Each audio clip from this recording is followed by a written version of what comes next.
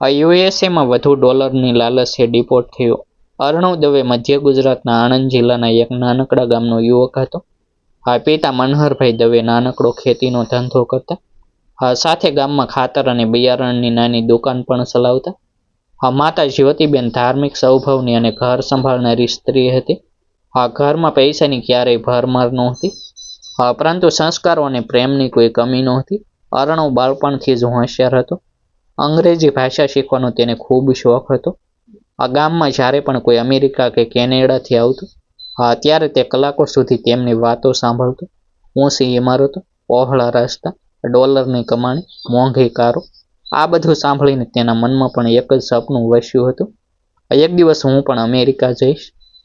પિતા ઘણીવાર સમજાવતા કે વિદેશમાં જીવન દેખાય એટલું સરળ નથી, પરંતુ યુવાનીના સપનાઓ આગળ અનુભવોના શબ્દો ઘણી વખત નબળા પડી જાય છે.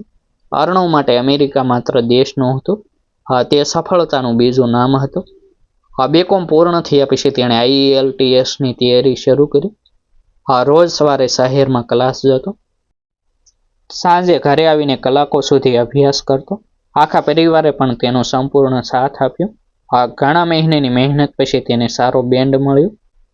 પછી એક કન્સલ્ટન્ટ મારફતે અમેરિકાની એક ખાનગી કોલેજમાં એડમિશન મળ્યું. જ્યારે વિઝાનો મેસેજ આવ્યો ત્યારે આખા ઘરમાં જાણે દિવાળી આવી ગઈ. માતાએ મંદિર જઈને પ્રસાદ ચઢાવ્યો.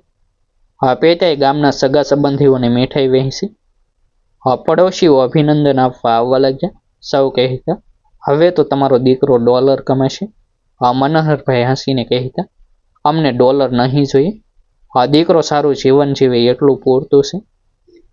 પરંતુ અંદરથી તેઓ જાણતા હતા કે આ સપનાની કિંમત ખૂબ મોટી હતી. 2 એકર જમીન ગીરવે મૂકી હતી. બેંકમાંથી લોન લીધી હતી. સગાઓ પાસેથી પણ રૂપિયા ઉધાર લીધા હતા. આ બધું એક જ વિશ્વાસ પર હતું કે અર્ણવ મહેનત કરશે અને એક દિવસ બધું ચૂકવી દેશે. અમેરિકા જવાનો દિવસ આવ્યો. અમદાવાદ એરપોર્ટ પર આખો પરિવાર આંખોમાં આંસુ લઈને ઊભો હતો. માતા વારંવાર કહેતી, બેટા સમયસર જમજે, ભગવાનને ભૂલતો નહીં, અને સૌથી મહત્વનું, ભણવા ગયો છે તો ભણવાનું ક્યારેય છોડતો નહીં.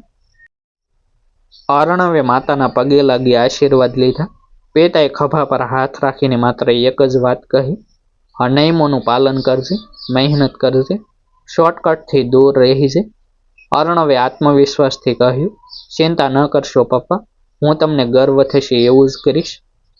થોડા કલાકોમાં વિમાન આકાશમાં ઉડી ગયું. ગામનો એક સામાન્ય યુવક હવે હજારો કિલોમીટર દૂર પોતાના સપનાઓ તરફ જઈ રહ્યો હતો. અમેરિકા પહોંચ્યા પછીના શરૂઆતના દિવસો તેને સપના જેવા લાગ્યા. વિશાળ એરપોર્ટ, ઊંચી ઇમારતો, શિસ્તબદ્ધ ટ્રાફિક, ઠંડી હવા, આ બધું જ નવું હતું. કોલેજના હોસ્ટેલમાં શરૂઆતના થોડા દિવસ રહ્યો. પછી ગુજરાતના કેટલાક વિદ્યાર્થીઓ સાથે એક એપાર્ટમેન્ટમાં રહેવા ગયો.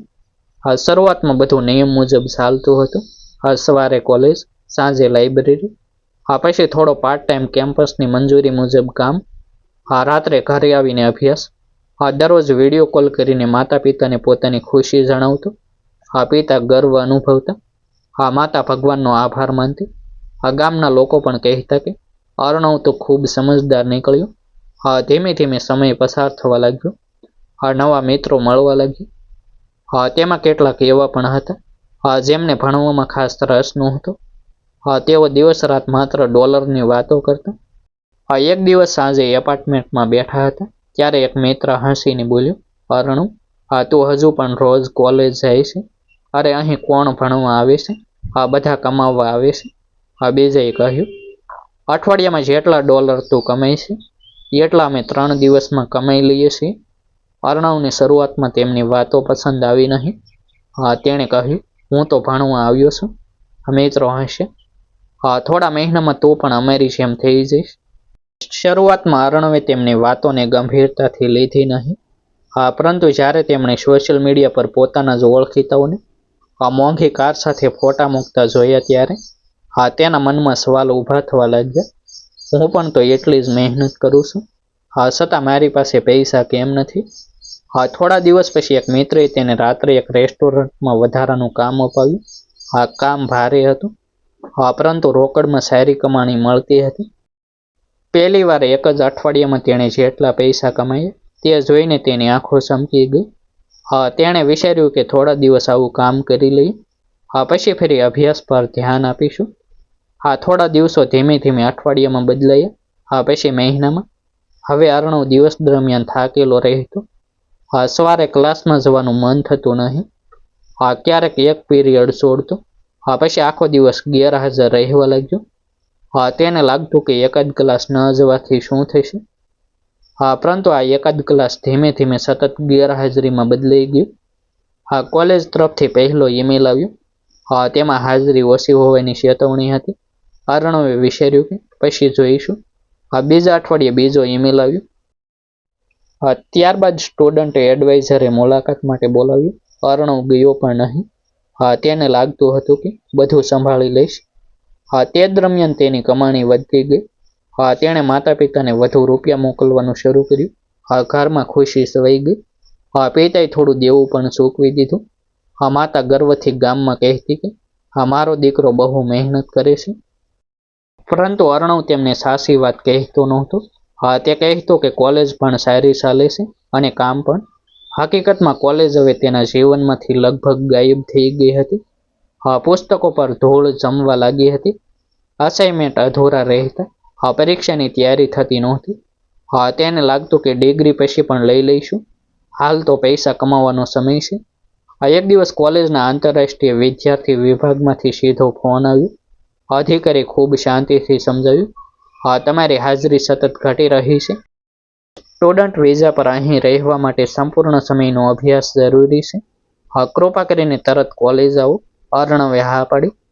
પરંતુ બીજા જ દિવસે વધુ પગારવાળી શિફ્ટ મળી ગઈ. તેણે ફરી કોલેજ જવાનું ટાળી દીધું. હવે પૈસા તેની પ્રાથમિકતા બની ગયા હતા.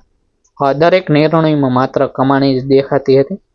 એપાર્ટમેન્ટમાં રહેતા મિત્રોમાંથી એકનું નામ વિવેક હતું. તે હંમેશા નવા નવા કામની વાત કરતો. એક રાત્રે તેણે કહ્યું, રેસ્ટોરન્ટમાં કેટલી મહેનત કરવી પડી છે. મારી પાસે એક એવું કામ છે જ્યાં ઓછા સમયમાં બમણા પૈસા મળે. અર્ણવે પૂછ્યું, શું કામ છે? વિવેક હાસ્યું, ચિંતા ન કર, બસ થોડું વેરહાઉસનું કામ છે. કેશમાં પેમેન્ટ મળે છે, કોઈ ટેક્સ નહીં, કોઈ રેકોર્ડ નહીં. અર્ણવે થોડું અસકાઈને પૂછ્યું, કાયદેસર છે ને?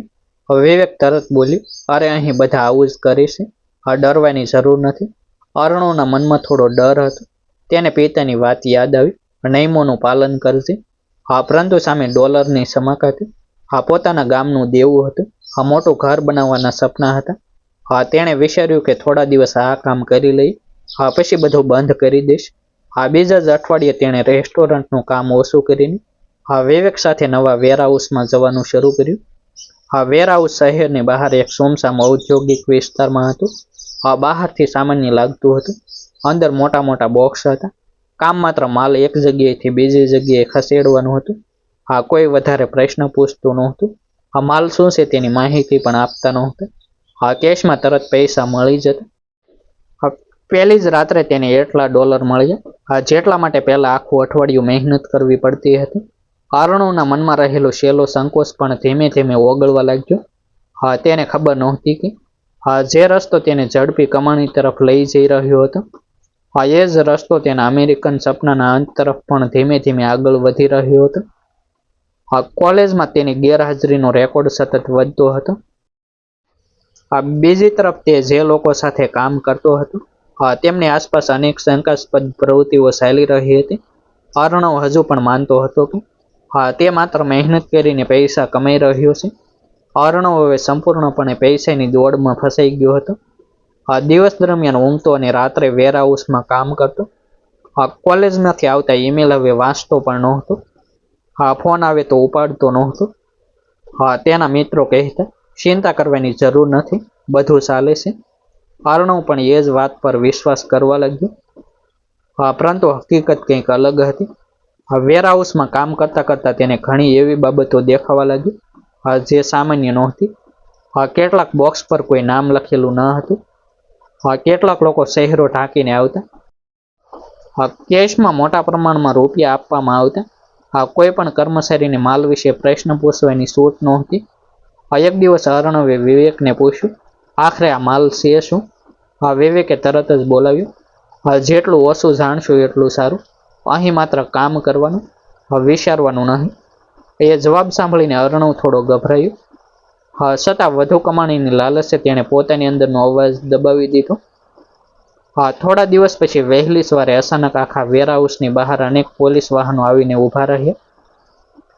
સાયરનના અવાજથી બધા ગભરાઈ ગયા. થોડા જ પળોમાં અધિકારીઓ અંદર પ્રવેશ્યા. દરેકને પોતાની જગ્યાએ ઊભા રહેવાનો આદેશ આપવામાં આવ્યો. કોઈને બહાર જવા દેવામાં આવ્યો નહીં. એક પછી એક કર્મચારીઓની પૂછપરછ શરૂ થઈ. વેરહાઉસમાંથી અનેક શંકાસ્પદ વસ્તુઓ અને દસ્તાવેજો મળી આવ્યા. અધિકારીઓએ તમામ લોકોની ઓળખ અને ઇમિગ્રેશન સંબંધિત માહિતી તપાસવાનું શરૂ કર્યું. જ્યારે અર્ણવનો પાસપોર્ટ અને સ્ટુડન્ટ વિઝાની વિગતો ચકાસવામાં આવી, ત્યારે જાણવા મળ્યું કે તે લાંબા સમયથી કોલેજમાં હાજર જ નહોતો. તેની શૈક્ષણિક સ્થિતિ ગંભીર બની ગઈ હતી. આ માહિતી મળતા જ મામલો વધુ ગંભીર બની ગયો. અર્ણવને અલગ રૂમમાં લઈ જઈને પૂછપરછ કરવામાં આવી.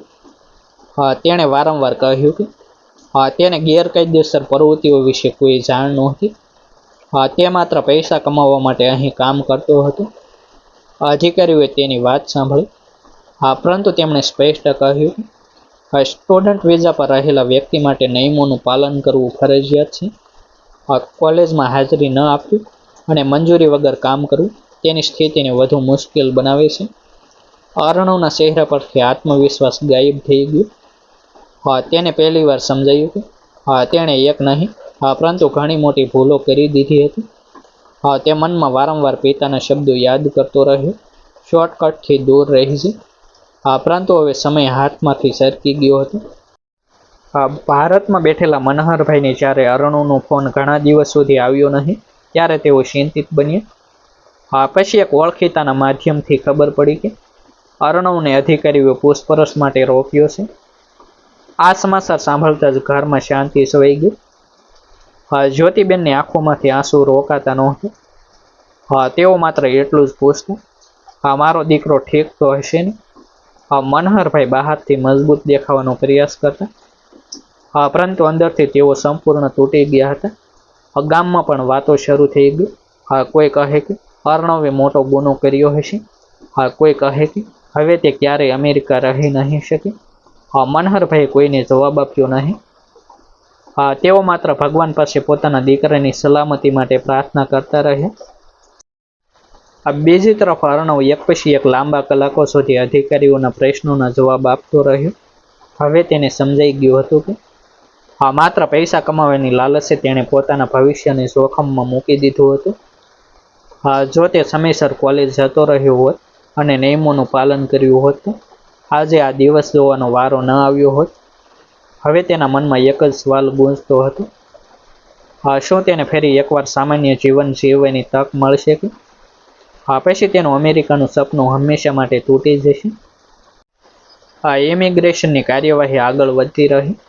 અર્ણવને થોડા દિવસ સુધી ડિટેન્શન સેન્ટરમાં રાખવામાં આવ્યું. ત્યાં તેની મુલાકાત એક વકીલ સાથે થઈ. વકીલે તેની તમામ માહિતી તપાસી અને શાંતિથી સમજાવ્યું કે સૌથી મોટી મુશ્કેલી માત્ર વેરહાઉસની પૂછપરછ નહોતી. તેના સ્ટુડન્ટ વિઝાની શરતોનું પાલન ન કરવું, લાંબા સમય સુધી કોલેજમાં ગેરહાજર રહેવું અને મંજૂરી વગર કામ કરવું પણ ગંભીર બાબતો હતી. અર્ણવે માથું નીચે કરી દીધું. હવે તેની પાસે કોઈ બહાનું નહોતું. તેણે પોતાની દરેક ભૂલ સ્વીકારી લીધી. થોડા દિવસ પછી ઇમિગ્રેશન કોર્ટમાં તેની સુનાવણી થઈ. તમામ દસ્તાવેજો અને વિગતો જોયા બાદ અંતે નિર્ણય આવ્યો કે અર્ણવને અમેરિકા છોડવું પડશે. તે ક્ષણે તેની આંખોમાંથી આંસુ વહેવા લાગ્યા. વર્ષો સુધી જે દેશને તેણે પોતાના સપનાઓનું સ્થાન માન્યું હતું, એ દેશ હવે તેની માટે બંધ થઈ રહ્યો હતો.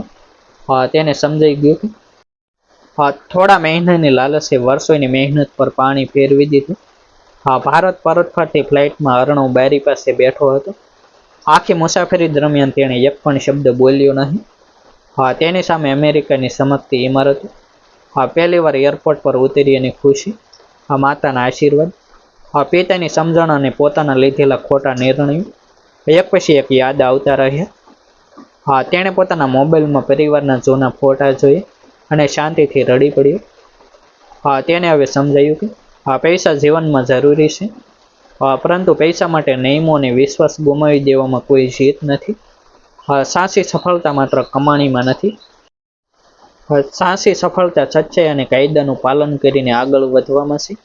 અમદાવાદ એરપોર્ટ પર મનહરભાઈ અને જ્યોતિબેન વહેલી સવારથી જ રાહ જોઈ રહ્યા હતા. અર્ણવ બહાર આવ્યો ત્યારે તેનો ચહેરો પહેલા જેવો આત્મવિશ્વાસથી ભરેલો નહોતો. તે સંપૂર્ણપણે તૂટી ગયો હતો. તેણે પિતાની સામે ઊભા રહીને ધીમા અવાજે કહ્યું, પપ્પા, મેં તમારી વાત ન માની. મારી મોટી ભૂલ થઈ ગઈ. એટલું બોલતા જ તેની આંખોમાંથી આંસુ વહેવા લાગ્યું.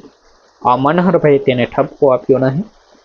તેમણે પોતાના દીકરાને ગળે લગાવી લીધો અને માત્ર એટલું જ કહ્યું, ભૂલ દરેક માણસથી થાય છે, પરંતુ જે પોતાની ભૂલમાંથી શીખી જાય તે જ સાચો માણસ કહેવાય. જ્યોતિબેને દીકરાના માથા પર હાથ ફેરવ્યો. પરિવાર માટે સૌથી મોટી વાત એ હતી કે તેમનો દીકરો સુરક્ષિત ઘરે પાછો આવ્યો હતો. થોડા મહિના પછી અર્ણવે ફરીથી પોતાના જીવનની શરૂઆત કરવાનો નિર્ણય લીધો. તેણે ગામના યુવાનો સાથે બેઠકો કરવાનું શરૂ કર્યું. જ્યાં પણ કોઈ વિદ્યાર્થી વિદેશમાં ભણવા જવાની તૈયારી કરતો હોય, ત્યાં તે પોતાની સાચી કહાની નિર્ભયતાથી કહેતો. તે સમજાવતો કે સ્ટુડન્ટ વિઝા માત્ર અમેરિકા પહોંચવાનું સાધન નથી, પરંતુ તેની સાથે જવાબદારીઓ પણ જોડાયેલી હોય છે. કોલેજમાં નિયમિત હાજરી, કાયદાનું પાલન અને સાચા માર્ગે મહેનત કરવી ખૂબ જરૂરી છે. શોર્ટકટ થોડા સમય માટે ફાયદો આપતો દેખાય છે, પરંતુ અંતે સૌથી મોટું નુકસાન કરાવે છે. અર્ણવની વાતો સાંભળીને ઘણા વિદ્યાર્થીઓએ પોતાની યોજનાઓમાં ફેરફાર કર્યો. કેટલાકે નક્કી કર્યું કે તેઓ માત્ર કાયદેસર રીતે જ કામ કરશે અને ભણતર ક્યારેય અવગણશે નહીં. અર્ણવનું અમેરિકાનું સપનું અધૂરું રહી ગયું, પરંતુ તેના જીવનમાંથી મળેલો પાઠ હજારો યુવાનો માટે માર્ગદર્શક બની ગયું. આજે પણ જ્યારે કોઈ તેને પૂછે છે કે સૌથી મોટી ભૂલ શું હતી, ત્યારે તે એક જ જવાબ આપે છે, અમે ડોલરને ડિગ્રી કરતાં મોટું માન્યું. અમે મહેનતનો સાચો રસ્તો છોડીને શોર્ટકટ પસંદ કર્યું. એ જ મારી સૌથી મોટી હાર હતી. તેની આ વાત સાંભળનાર દરેક યુવાન સમજી જાય છે કે વિદેશમાં સફળતા મેળવવા માટે માત્ર વિઝા પૂરતો નથી. નિયમોનું પાલન, પ્રામાણિકતા અને સતત અભ્યાસ જ સાચી સફળતાની ચાવી છે. પૈસા ફેરી કમાઈ શકાય છે, પરંતુ એક ખોટો નિર્ણય ક્યારેક આખું ભવિષ્ય બદલી નાખે છે. તેથી સપનાઓ જરૂર જુઓ, પરંતુ તેમને સાચા માર્ગે રહીને સાકાર કરો. ડિસ્ક્લેમર: આ સ્ટોરી માત્ર મનોરંજન અને જાગૃતિના હેતુથી લખાયેલ કાલ્પનિક રચના છે. તેમાં દર્શાવેલા પાત્રો, સ્થળો અને ઘટનાઓનો કોઈ પણ વ્યક્તિ અથવા વાસ્તવિક ઘટના સાથે સીધો સંબંધ નથી. ઇમિગ્રેશન અને વિઝા સંબંધિત નિયમો દેશ પ્રમાણે અલગ હોઈ શકે છે. કૃપા કરીને હંમેશા સંબંધિત દેશના સત્તાવાર કાયદા અને નિયમોનું પાલન કરો. આવા જ નવા વિડીયો જોવા માટે અમારી યુટ્યુબ ચેનલ સબસ્ક્રાઈબ કરો, વિડીયોને લાઇક કરો અને શેર કરો. ફરી મળીશું એક નવી સ્ટોરી સાથે.